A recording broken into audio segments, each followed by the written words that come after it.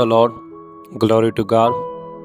और आज मैं प्रभु के सेवकों के साथ स्पेशली और चर्च के साथ एक ख़ास संदेश के ऊपर बात करना चाहूँगा, और वो विषय है प्रेयर, प्रार्थना, जो मसीह जीवन का बुनियाद है, जो मसीह जीवन का सब कुछ है। और बिना प्रेयर के मसीह जीवन में कुछ भी नहीं है। प्रार्थना का एक डेफिनेशन है, उसका मतलब है परमेश्वर के साथ रिलेशनशिप, परमेश्वर के साथ संबंध। और आपका परमेश्वर के साथ रिलेशन, आपका परमेश्वर के साथ संबंध कैसा है? पहला क्वेश्चन मेरा आपसे ये है।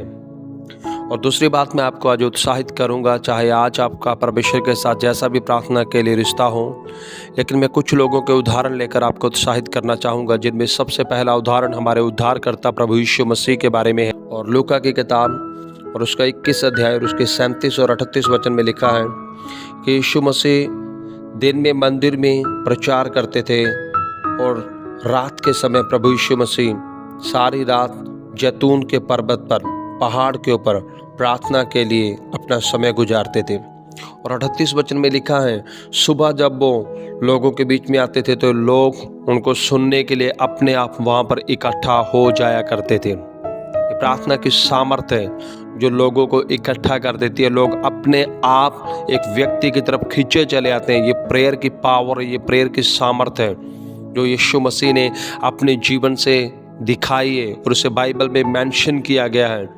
यीशु मसीह की प्रार्थना के महत्व को, जो उनके प्रार्थना के समय को छुपाया नहीं गया, बाइबल में स्पेशली लिखा गया है, खासकर सेवकों के लिए, कलीसियों के लिए भी, कि जिस प्रभु को हम मानते हैं, जिस प्रभु के सामने हम खुद प्रार्थनाएं करते हैं, वो प्रभु भी खुद प्रार्थनाएं करने वाला प्रभु था। हालेलुया। और उसी के महान प्रेरितों के बारे में मैं आपसे जिक्र करना चाहूँगा। जब प्रेरितों के काम 3 अध्याय और 1 वचन में हम पढ़ते हैं तो वहाँ पर लिखा है, पतरस और यूहन्ना तीसरे पहर सुलेमान के मंदिर में प्रार्थना करने के लिए जा रहे थे। मतलब प्रेरितों ने अपने अगुवे से, अपने गुरु से, अपने उद्धारकर्ता से सीख लिया था कि प्रार्थना का कितना महत्व है, और उन्होंने प्रार्थना को उतना ही महत्व दिया, और उन्होंने अपने जीवन में प्रार्थना को पहले स्थान पर रखा, और वो अपने जीवन में इकट्ठे होकर प्रतिदिन सुलेमान के भवन में प्रार्थना करते थे। और इसी प्रार्थना के दौरान लंगड़े चलते थे और मिरेकल्स होते थे, क्योंकि जहाँ पर प्रेयर है वहाँ पर बाकी चीज़ें अपने आप इकट्ठी हो जाती हैं।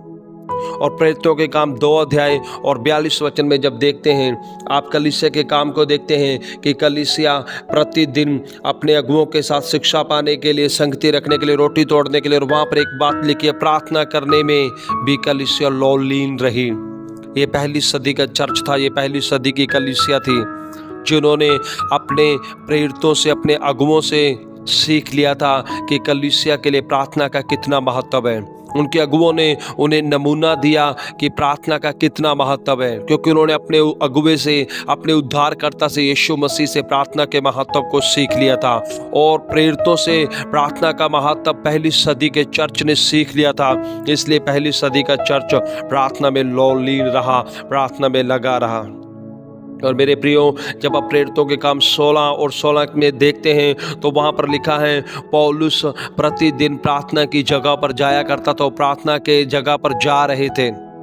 अर्थात उनके लिए प्रार्थना की एक जगह थी जहाँ पर वो लोग हर समय इकट्ठा, हर दिन इकट्ठा हुआ करते थे।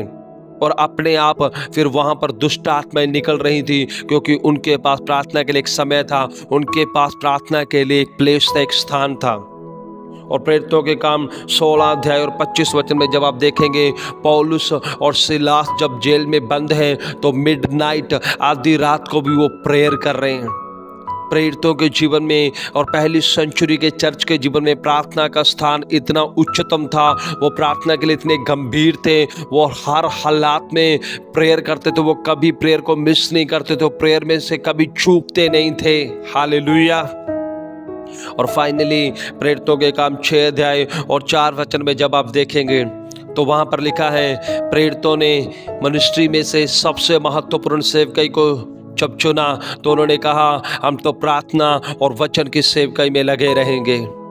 आज सब लोग सेवकाई में जिन हिस्सों को चुनने की कोशिश करते हैं, वो भविष्यवाणी की सेवकाई को चुनना पसंद करते हैं, प्रेरिताई की सेवकाई को पसंद करते हैं, मिराकुलस मिनिस्ट्री को चुनना पसंद करते हैं, अद्भुत कामों की सेवकाई को चुनना पसंद करते हैं, लेकिन प्रार्थना की मिनिस्ट्री को कोई भी व्यक्ति चुनना पसंद नहीं करता।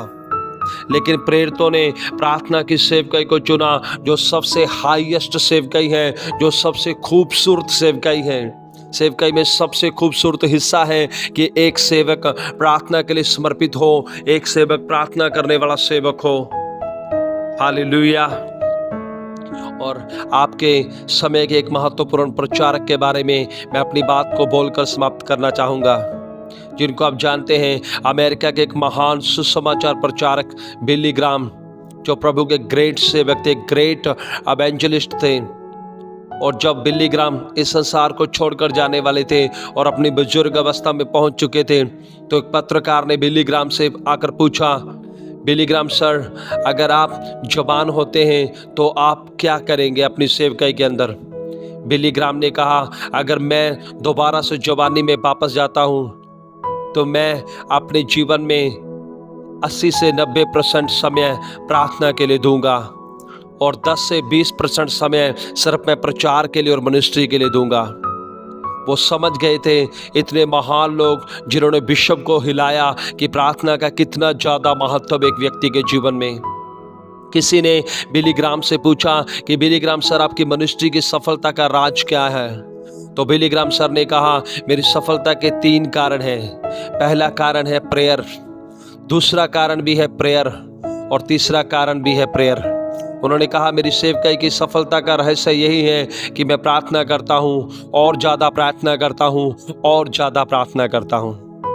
और आज के मेरे प्रिय सेवक, अगर आपके पास प्रार्थना के लिए समय नहीं है तो आप प्रार्थना के लिए समय निकालें।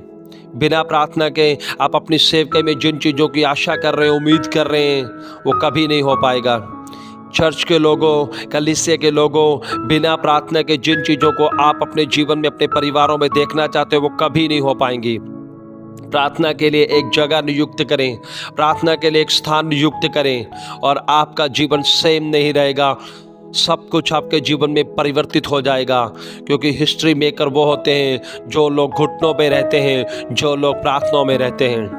और आज खुदावंद का आत्मा आपको साधारण व्यक्ति ना रहने दे। आज खुदावंद का आत्मा एक प्रार्थना योद्धा के रूप में आपको खड़ा करे और आप इस मैसेज को सुनकर अपने आप के लिए प्रार्थना का स्थान ढूंढें और समय को सुनिश्चित करें, ताकि आप अपने जीवन में एक बड़ी बेदारी को देख सकें। खुदाबंद आपको बहुत ऐसे ब्लेस करे और आने वाले समय में हम और वीडियो और ऑडियो आपके लिए डालेंगे, ताकि आपका मसीह जीवन और आपके सेवकाई में बड़े कामों को खुदाबंद करें और आप प्रार्थना के लिए गंभीर हो सकें। आने वाले समय में हम और लोगों का उदाहरण आपके बीच में लाएंगे जिन्होंने प्रार्थनाओं के द्वारा हिस्ट्रियों को चेंज किया है। खुदाबंद आपको ब्लेस करे। God bless you all.